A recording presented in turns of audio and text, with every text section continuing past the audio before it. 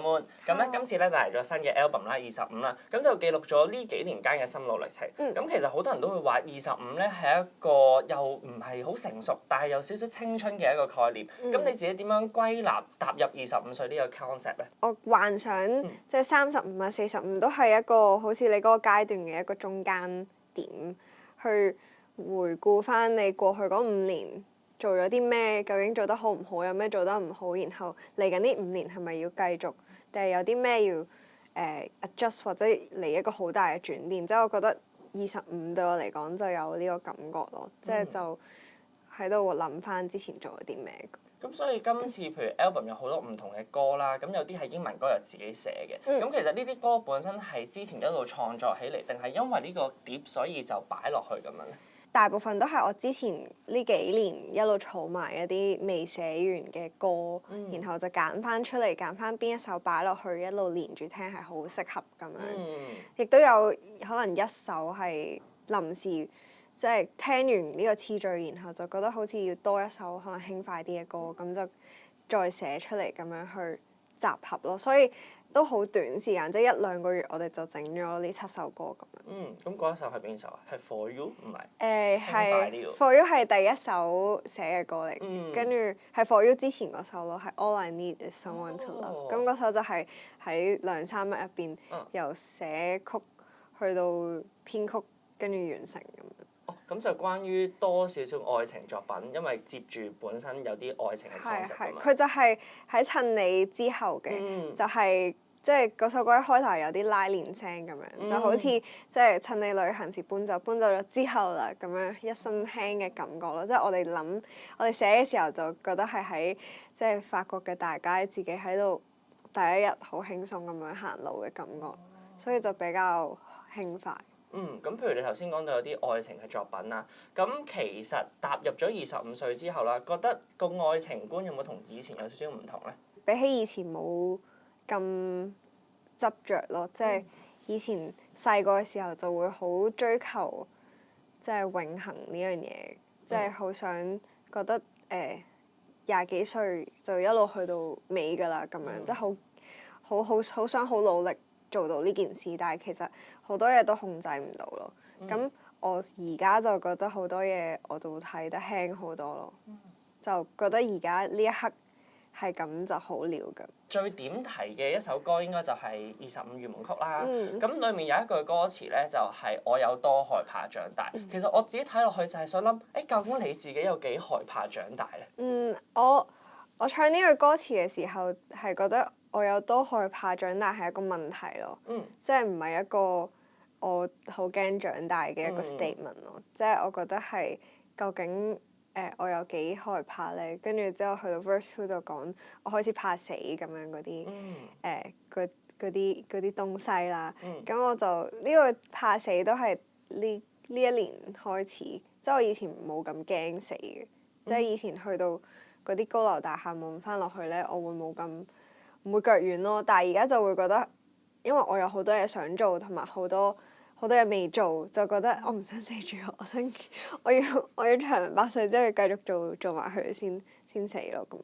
亦都有少少就關頭先，譬如咁講話，即係驚好多嘢都唔能夠去到永遠啦，而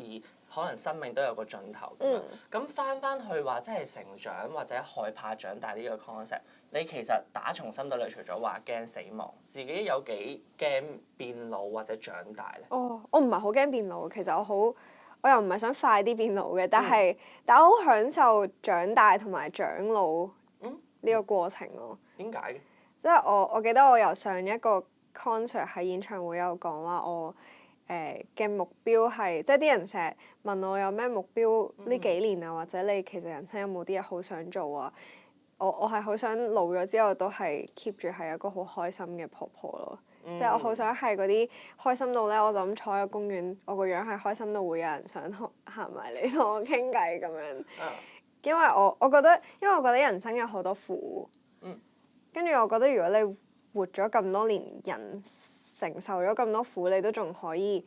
個樣由內發自外在感受到，你都仍然係好滿足同埋好快樂嘅樣子，係一個幾難嘅事咯，即係一個挑戰嚟嘅，我覺得。所以活到老亦都要有快樂，就係一個你所想要追隨嘅一個課題啦，算係。係啊係，即係我想去到越老越輕咯，個人。譬如頭先你咁講話，希望第時大個成為一個點樣嘅人啦，或者我之前睇過你一個 Q&A 咧，就話希望第時做一個有自信啲嘅人。咁好多時候我哋會諗就係我第時大個想變成一個點嘅人。但我倒翻轉頭想問你就係，你最唔希望成為一個點樣嘅人咧？我唔希望啊！我又真係冇諗過，我唔希望成為一個點嘅。我唔希望我永遠唔希望我係追緊任何人嘅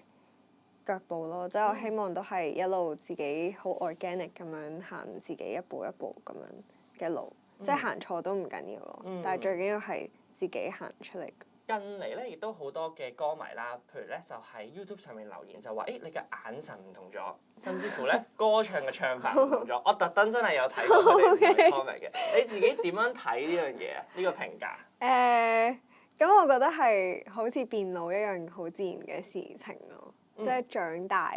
唔係一啲你可以控制到嘅，咁佢係咯，每個人都會長大，都係眼神唔同咗，同埋成件事唔同咗，係一定嘅事情咯。佢哋直情話：哇！你唱得好瀟灑，好有感覺。咁我覺得都同即係可能多咗少少經歷都有關係嘅，但係我仍然覺得仍然有好多感受同埋狀態同埋經歷係喺未來等待緊我去學習同埋感受啦。咁我諗隨住一路越嚟越多經驗，會越唱一路都會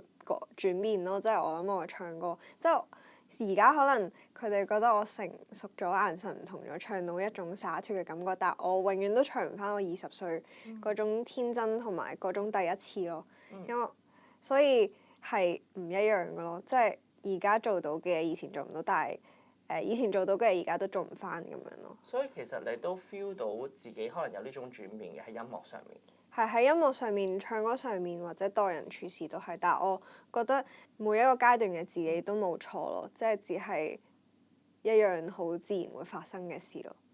其實好好，因為聽到你講話而家對自己好，其實好 appreciate 自己每一個唔同嘅階段。但係諗翻可能之前你以前會作 I hate you 咁樣，係覺得對自己唔中意㗎嘛，討厭自己。其實而家算唔算係由一個討厭自己或者有少少唔中意嘅，到而家慢慢開始識得欣賞自己嘅一個概念？我覺得我欣賞自己仍然都仲係學習緊嘅，但係我覺得我冇討厭自己咯，而家少咗好多，即係覺得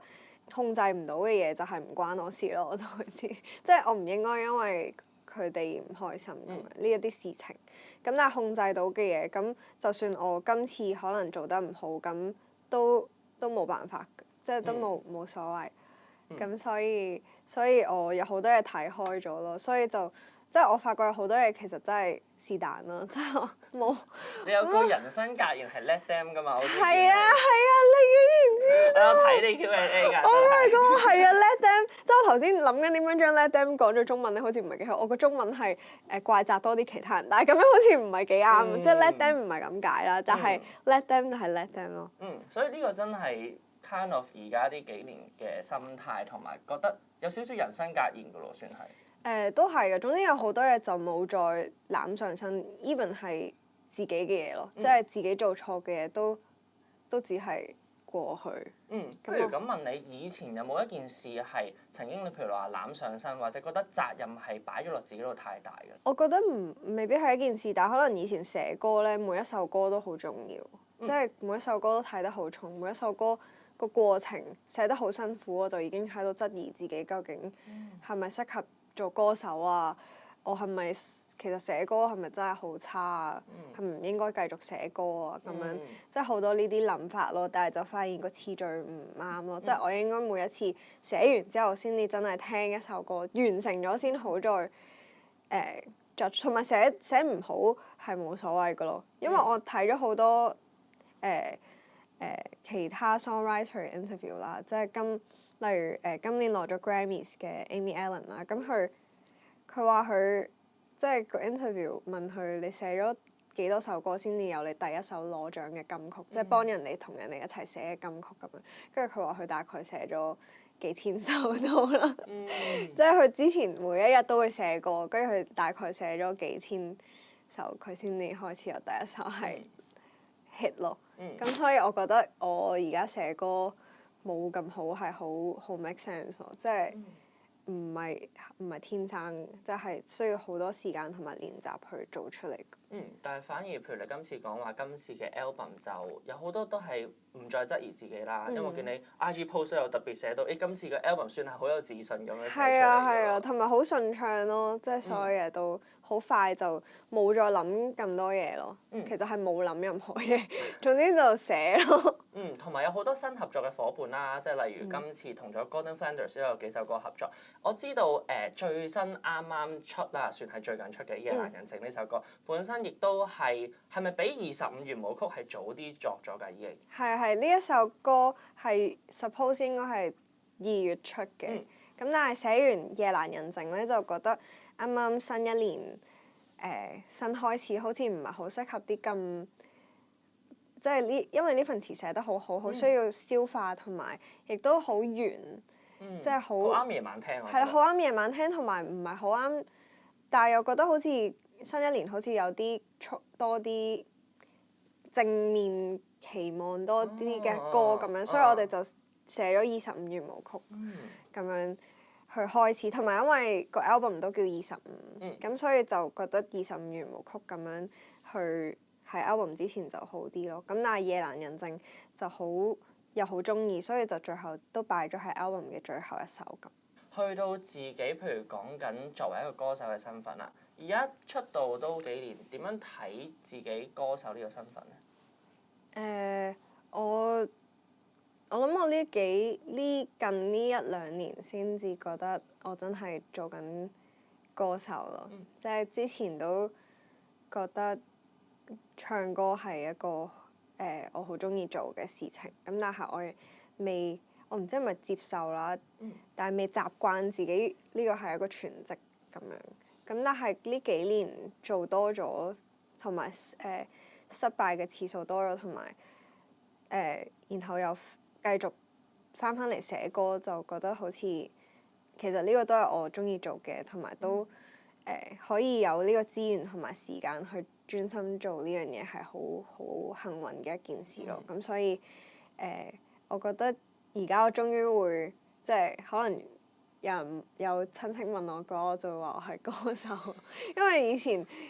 啲親戚未知道我係歌手嘅時候，我淨係同佢講我喺華納返工。但係你會唔會 send 啲歌俾佢哋㗎？我冇啊，因為我嗰陣時未有咁多可能上電視啊，或者即係我都只係喺串流平台派歌咁樣，或者上下 radio。咁但係咁佢哋我啱啱畢業，佢哋就問我：你而家返緊咩工？我就會同佢講：我返緊喺間大公司。係我喺唱片公司度返。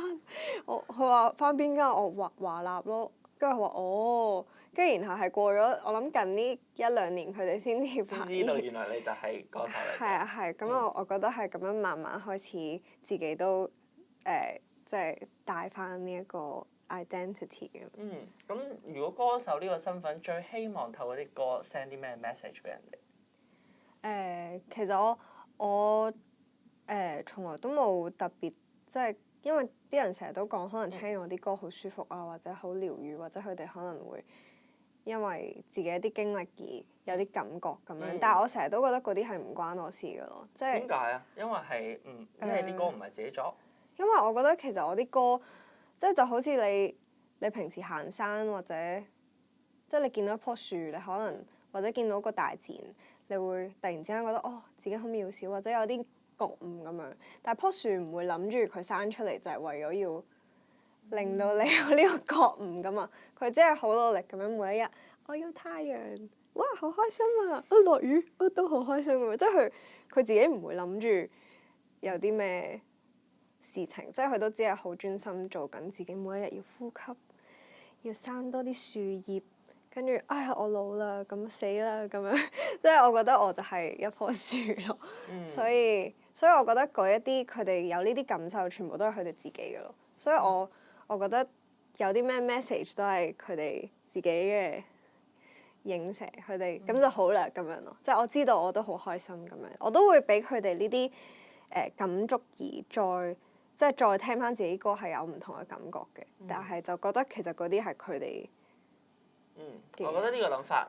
幾好喎，幾有趣，因為你又好似介乎 let them， 由得佢哋有點樣嘅概念，但係自己又同時好專注專心咁樣做好自己呢件事。好啦，咁到最後一條問題就想問下你，其實可能人生裡面有好多唔同嘅方向啦，有屋企人啊、愛情，甚至乎事業呢樣嘢。咁如果每樣嘢都需要你去投放時間落去，你自己會擺啲咩嘅比重咧？即係而家呢一刻。我諗係而家呢一刻，即係好彩地屋企人都身體健康。咁我諗我可能會多啲專注喺我嘅事業上，然後就係屋企人。我諗係一樣嘅個比重，但係可能隨住大個就會屋企人一路越嚟越多咁樣咯。但係我而家就會好趁即係自己還年輕，就好想再即係努力地做到嘅時候就繼續做自己喜歡嘅事情咯。咁其他朋友啊、愛情嗰啲都係啲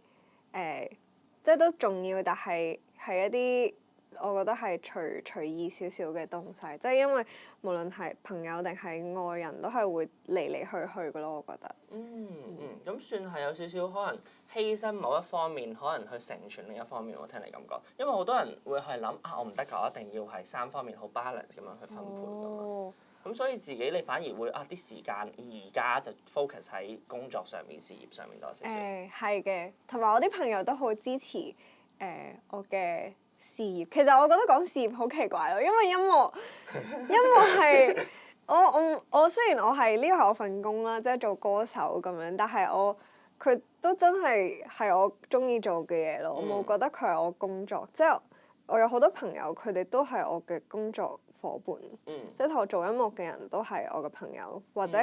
佢哋唔係做音樂嘅朋友，佢哋做其他 creative，佢哋都係好支持我做音樂。咁又會嚟聽我演唱會，或者我哋會出去食飯，都係討論呢一啲嘢。咁我覺得其實好即係冇話犧牲嘅，即係大家都係做緊自己中意做嘅嘢。咁我覺得如果中間有啲人覺得可能你太忙啦，你都冇時間約我，咁我覺得都 let them 係我覺得 let them 係佢會翻嚟㗎，佢走咗，但係佢都冇乜所謂咯。